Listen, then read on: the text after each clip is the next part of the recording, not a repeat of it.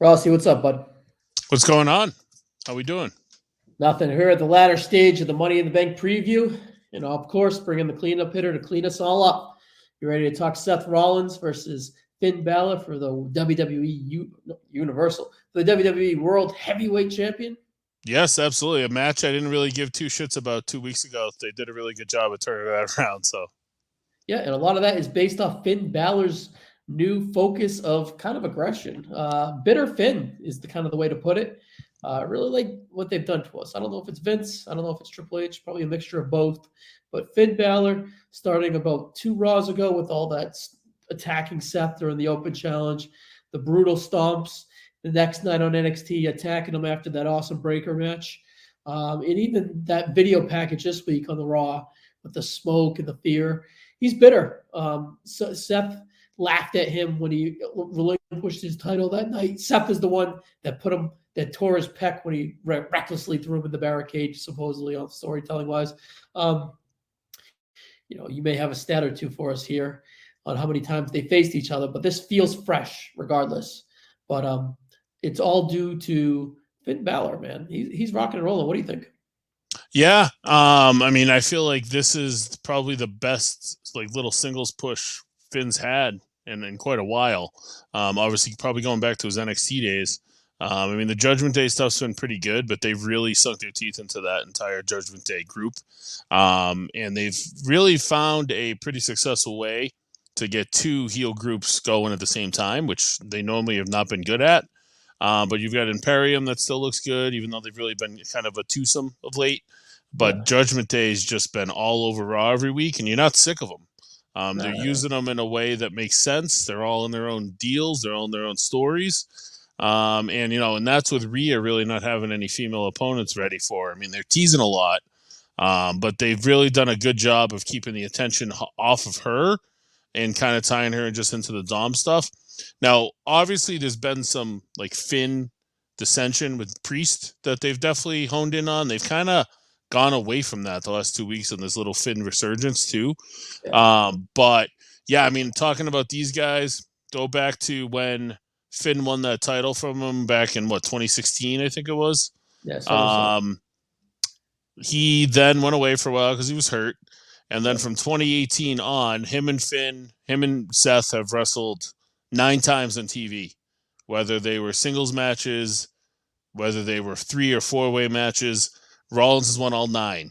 So this Rollins also won the multi-man, is what you're saying? There was a couple multi-man, but there was quite a bit of IC matches. There were, qualifier matches. Hell, he just beat Finn on the semifinals to get to that match in Saudi. So there's been no real mystery who's winning these matches between these two in the last few years. But, Finn has me kind of thinking that they might pull an upset here with how they built it up. End of the day, I'm not picking that, but there's definitely a lot of fun dynamics that could come out of Judgment Day on this show. And, Finn shocking the world and walking out with the title, which would probably be a huge pop in the UK, is something that's kind of in the back of my mind as we start hearing rumors about there being a big upset, Yeah, big upset.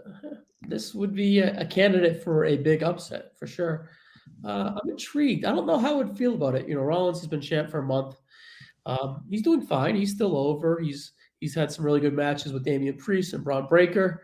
But he just feels like he's getting going. He's on the front. He's definitely on the front 9, it feels like. He doesn't feel like he is, wearing away as champ. I think he still has a lot of legs there.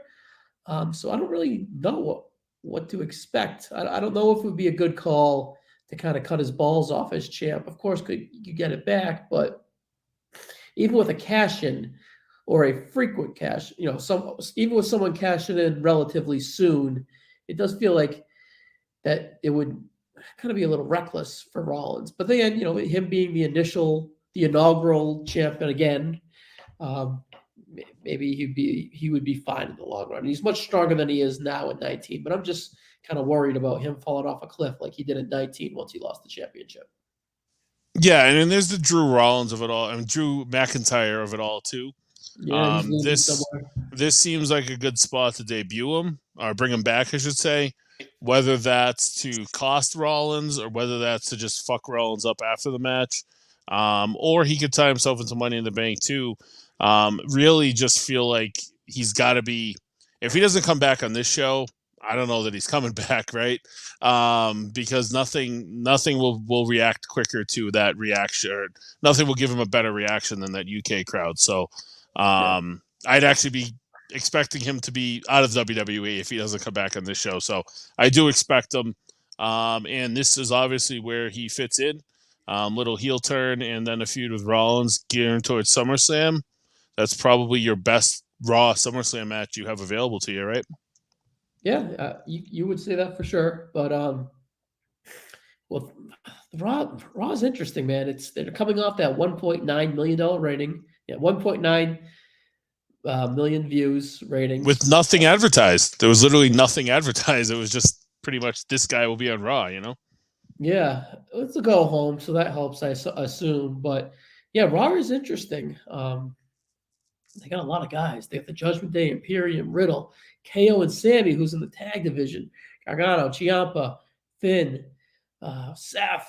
You know, maybe even Nakamura, Ricochet, Nakamura, Ricochet, Bronson Reed. Yep. Yeah. Everybody's been Logan Paul. You know? Everybody's been in a sensible story too. Like they've done really good storytelling. Cody. Yeah. Cody. Brock. They don't. It doesn't feel like a 3-hour show of late, and that's a positive. They've done a lot of like the show long stories, right? Like you'll see the Judgment Day on like 4 different segments, but they're not stale. They're not getting old. They're doing a really good job of keeping their segments separated. Like there'll be a Finn segment, there'll be a Dom and Rhea segment, there'll be a Priest segment, and then at the end of the day, they're still all boys at the end. So I really like how Raw's been put together the last couple of weeks, and if Vince has taken pen to paper on this show the last 2 weeks, it's been a positive. So keep doing it, Vince. Yeah, we'll leave that as, but maybe he books his little whatever. It is what it is. But Mike, all right, Judgment Day is here. You gonna go? You going Seth? Where you putting your money? I'm gonna stay with Seth. But I'm way more into the match, and if Finn did pull the crazy upset here, it wouldn't shock me. For the simple reason of, I would probably expect it to be like Drew coming back and screwing Rollins and them having a blood feud without the title. Well, maybe, I don't know. Finn could jump into a story with really a bunch of different people. But at the end of the day, I just feel like Rollins is going to hang on to that title because it's only been 2 months. Not even 2 months, like a month, like 6 weeks, really. So, I ultimately think he's going to continue to win this. And, Drew's the piece that I really think is coming to start the build towards SummerSlam. And like I said, it's got to be on this show. So that's the prediction. Seth wins. Drew comes back. Maybe even Drew comes back to help him and fuck off Judgment Day, but then turns on him at the end. So it's a couple different ways they could do it. All right. Yeah. What if I gave you 300 plus 300 on Finn? Would you take it then? Plus 300, yes, I probably would. Where it stands right now at plus 700, I don't think I would. All right. Interesting. All right. Well, this could be a category. I think there's, with the new and focus on Finn and these guys in the UK, I think has a recipe to be like a low-key match of a month in a while. Best match since, let's say, WrestleMania. They have the recipe to kind of go out there and pull that off. Money in the Bank historically has always had a singles match that has been pretty good too, despite outside of the ladder matches. So, well, I think that tradition will continue. But yeah, I would put my money on Seth, but I would be intrigued with Finn, and I don't know how I would feel about it. I think I'd be good with it if Finn won. Where do you put this on the show? It's a tough show to put together. I think you close with the Bloodline, and this is your semi-main, or if you want to get cute and stick like the women's Money in the Bank in between it, or Ronda in between it, and this is like fifth. Or even if you want to open with it, but I would open with the men's Money in the Bank. I think that's bulletproof. But yeah, I don't know. Yeah, they've opened with the women. They've opened with the women like most of the past 3-4 years, right? Yeah, I know last year they did. Yeah, But, they did. I mean, they did in Hartford in 19. 20 doesn't they were count. combined. They had the combined match. Um, 20 doesn't count, and then I think 2021 they also opened I with think it. Big E opened. No, Who? didn't Big E open the show? Him winning? 2021. Um, yeah, you might be right. Let me. Who won that one? Women's one? No, women opened. Nikki Ash. So, women have won the last. Or have opened the last three. I feel like they should not do that this year because that would be 4 years in a row, and that's lame. Yeah.